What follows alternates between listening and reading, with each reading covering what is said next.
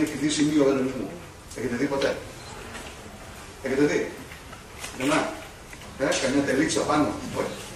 Με σημερινό έχετε δει? Δεν έχετε δει. Δεν έχετε περάσει δηλαδή την Πατησίων κάποια στιγμή να κάνετε έτσι. Έτσι. Να περάσετε πάνω από κανένα μεσημερινό της γης. Έχετε? Της γης. Δεν έχετε. Όπως δεν έχετε δει της γης μεσημερινό, έτσι δεν έχετε δει και μεσημερινού στο σώμα. Γιατί δεν φαίνεται. Θέλω να πω λοιπόν το εξής. Αν έχετε δει χάρτες, αυτούς που χρησιμοποιούν οι καπετάνοι, μερκατοριανούς χάρτες, έτσι. Έχει τους μεσημερινούς και τους σημερινούς, έτσι δεν είναι? Αυτό το σύστημα υπάρχει, το έχετε δει πουθενά? Όταν περπατάτε στα βουνά, έχετε δει ποτέ? Όχι. Παρότι δεν το έχετε δει, όλα τα πλοία, τα αεροπλάνα, έτσι, όλοι οι δορυφόροι, όλα τα ταξίδια στο διάστημα έχουν γίνει με βάση αυτό το σύστημα το οποίο δεν υπάρχει. Είμαι σαφής. Υπάρχει περίπτωση αυτό που βλέπετε στους χάρτες να μην υπάρχει. Να είναι ένας οδηγός για αυτόν που ξέρει. Για αυτό που δεν ξέρει δεν είναι τίποτα. Το κοιτάει σαν χαζός. Σαν να δώσω στη μαμά μου ένα χάρτη, έτσι και να της πω, πες στον καπετάνιο τις συντεταγμένες. Τι θα πει? Παιδί μου, έχεις τίποτα να πει? Έτσι. Λοιπόν, δεν ξέρει. Όποιος δεν ξέρει να το ερμηνεύσει, δεν ξέρει να το χρησιμοποιήσει. Πιστεύουμε λοιπόν ότι ο ψευδοβελονισμός είναι μια σοφιστία δική μας, μπας και κάνουμε εργασίες που να αφαιρέσουμε το πλασέμπο, δηλαδή να αφαιρέσουμε ας πούμε ένα φαινόμενο που μας απασχολεί στην ιατρική, δηλαδή μια απάντηση που δεν έχει σχέση με αυστηρά βιολογική δράση, και βρήκαμε ότι ψευδοβελονισμό ονομάζουμε ας πούμε τον ελάχιστο βελονισμό. Δηλαδή ίσα ίσα να τρυπήσεις το δέρμα. Ονομάζεις βελονισμό έξω από τους μεσημερινούς και τα σημεία. Ονομάζεις ηλεκτροβελονισμό με ένα μηχάνημα που δεν έχει μπαταρία. Έχει μόνο τα φωτάκια. Βλέπει ο ασθενής τα φωτάκια, νομίζει ότι του κάνεις θεραπεία και εσύ δεν του κάνεις τίποτα. Τίποτα από αυτά δεν είναι ανενεργό. Τίποτα από αυτά. Ακόμη και τα σημεία βελονισμού έχετε 366, αλλά έχετε 1500 έξτρα, έχετε 500 νέα. Αν πάτε στην Κίνα, ο κάθε μάστερ ας πούμε έχει το σημείο. Και σου λέει, this is a very nice point because it has a very good result in lobar pain and my father's father and my father's father's mother was a very famous traditional acupuncturist κτλ. Άρα, έτσι, ο καθένας λοιπόν έχει μια δικαιολογία για να χρησιμοποιήσει τα σημεία που γουστάρει. Έτσι. Οι περισσότεροι χρησιμοποιούν τα ίδια σημεία. 60, 65, 70, όλοι το ίδιο. Έτσι. Υπάρχουν μικρές παραλλαγές, έτσι, και οι παραλλαγές αυτές μεγαλώνουν να μας κοιτάνε. Δηλαδή, αν με κοιτάτε εμένα, θα βάλω τα πιο παράξενα, έτσι. Αν δεν με κοιτάτε, θα βάλω αυτά που πάρω συνήθως. Δηλαδή, καταλάβατε, για να κάνω πιο δύσκολη την ιστορία. Για να μην πάρετε και εύκολα την τέχνη. Λοιπόν, αυτά συμβαίνουν πάντα. Το θέμα είναι να μην αφήνουμε να συμβαίνουν, γιατί στο φινάλε γινόμαστε ένα τσίρκο. Στο φινάλε είναι τσίρκο. Τι σας νοιάζει εσάς, εάν ο ψευδοβελονισμός έχει 30% και ο πραγματικός βελονισμός 45%, εσάς σας νοιάζει ότι παίρνετε περισσότερα παιδιά. Βάλτε τα σημεία που ξέρετε, αν δεν ξέρετε βάλτε τι νομίζετε. Πάλι παιδιά θα πάρετε. Οι εργασίες αυτό δείχνουν, αρκεί να μην βάλετε σημεία στα χέρια. Πρέπει να βάλετε στα πόδια. Γιατί πρέπει να αυξήσετε την αιμάτωση στο ενδομήτριο. Και το ενδομήτριο αυξάνει την αιμάτωση με το 3 ύπα. Με το 6 σπλήν. Με το 1 ύπα. Με το 1 σπλήν. Με το 3 ύπα. Όχι με το 5 τριπλός. Θα βάλετε στα πόδια. Θα βάλετε στη μέση. Γιατί σας ενδιαφέρει η μήτρα και η οθήκη. Σας ενδιαφέρει το ενδομήτριο. Σας ενδιαφέρουν οι ορμόνες. Δεν θα βάλετε στο ξηρότη στο κεφάλι. Δεν ξέρω αν είμαι σαφής. Έτσι. Όσο πιο σαφείς είστε, καταρχήν τόσο πιο στριμμένοι είστε. Γι' αυτό εγώ δεν έχω καλό όνομα στη πιάτσα. Έτσι, γιατί είμαι στριμμένος. Έτσι. Αλλά ίσως ξεκαθαρίζετε το τοπίο. Έτσι. Ίσως κάνετε πιο τίμια πράγματα μετά. Θα κάνετε πιο καλά. Έτσι. Όπως τα κάνουν οι Κινέζοι. Οι Κινέζοι ξέρουν πώς τα κάνουν. Έτσι. Γιατί έχουν μια παράδοση να διατηρήσουν. Και εντάξει, εκεί υπάρχουν λαπόδια, υπάρχουν διάφορα, έτσι.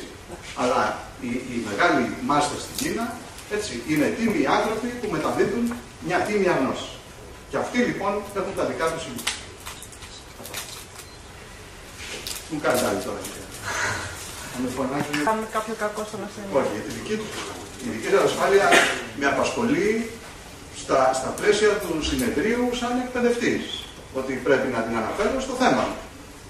Έτσι, αλλά στον ασθενή δεν ξέρετε πόσο μπορεί να πιέσετε ένα σώμα.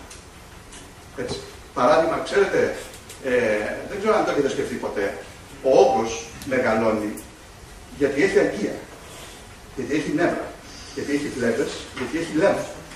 Είναι ένας ιστός του σώματος που μεγαλώνει και αναπτύσσεται μέσα στο σώμα. Το σώμα τον θρέφει. Εάν λοιπόν κάποιοι πιστεύουν ότι με βιταμίνες θα σταματήσουν τον καρκίνο, σας λέω ότι μπορεί να τον αυξήσουν τον καρκίνο. Ότι αν του δίνετε πολυβιταμίνες κάποιου ή βιταμίνη C, ή αν τον θρέφετε καλά, όπως θα θρέψει όλο το σώμα, θα θρέψει και τον καρκινικό όγκο.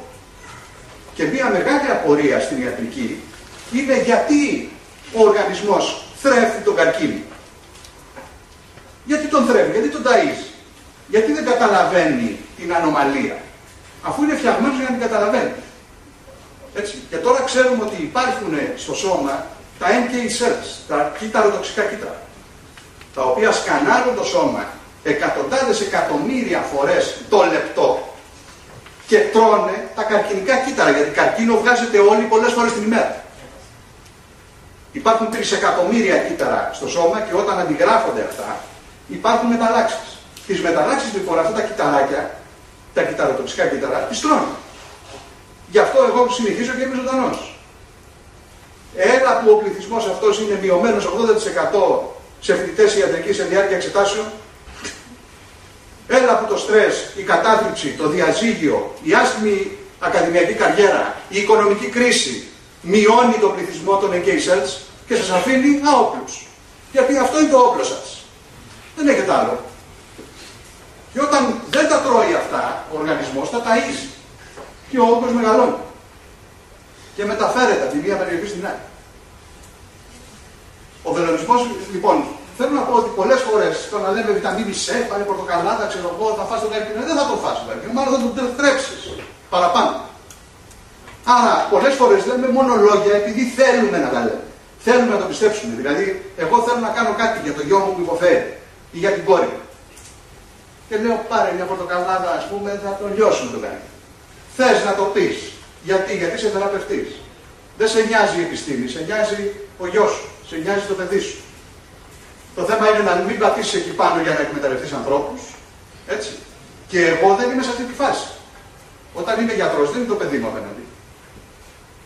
Όταν είμαι γιατρός για τον ασθενή μου, πρέπει να αποφασίσω το καλύτερο, το βέλτιστο. Άρα, γιατί θα κάνω βελονισμό. Για να αυξήσω τη δραστηριότητα των NK κυττάρων. Για να ξεαγχώσω κάποιον να μην καταρρεύσουν τα NK cells.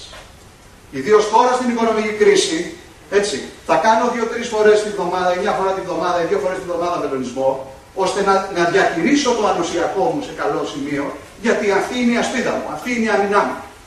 Έτσι. Αυτά μου έδωσε ο Θεός, η φύση, ξέρω εγώ, όπως θέλετε πάτε εδώ. Έτσι. Αυτά έχω. Εγώ πρέπει να προάγω λοιπόν αυτά που έχω. Έτσι. Άρα, εμένα δεν με ενδιαφέρετε εσείς σαν θεραπευτές, με ενδιαφέρει τι θα κάνει για τους ασθενείς. Και αυτό είναι κάτι πολύ πολύπλοκο. Δυστυχώς η ιατρική ναι, δίνει σημειοθεραπεία, έτσι πεθαίνει ο καρκινικός όγκος, πεθαίνει και το μισό σώμα. Οκ. I'm sorry. Αυτό έχω. Έτσι, δεν έχει τίποτα. Υπάρχουν βότανα τώρα με απίστευτες αντικαρκινικές ιδιότητες. Έτσι.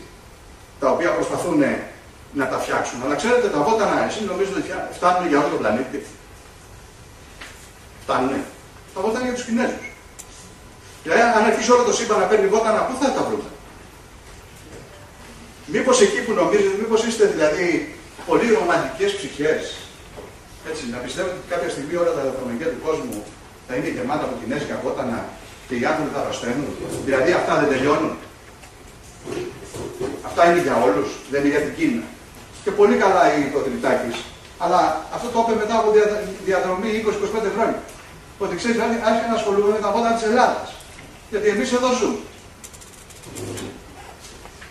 Και ο Αιγύπτιος με τα βότανα της Αιγύπτου. Και ο Περουβιανός με τα βότανα του Περού. Έτσι. Μπας και μείνει κανένα βότανα να πάρουν οι Κινέζοι. Γιατί θα πεθάνουν οι Κινέζοι και θα ζούμε εμείς. Και θα μας την πούνε οι Κινέζοι μετά. Και είναι πολλοί αυτοί. Πού να απαντάς με τα ερωτήσεις. Τελειώσαμε να μην πάρω χρόνο με τους άλλους. Πραγματικά θα σας ευχαριστούμε πολύ.